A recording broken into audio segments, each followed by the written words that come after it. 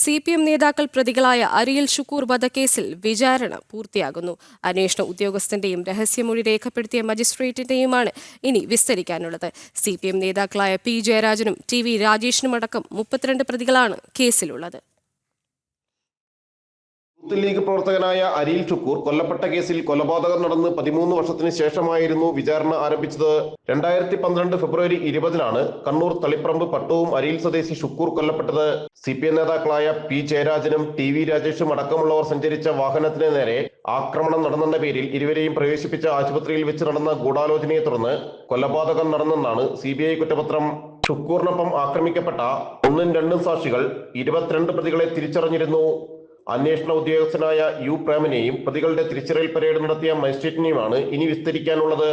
CI ആയിരുന്ന U. Preman ഇപ്പോൾ DYSP ആണ്.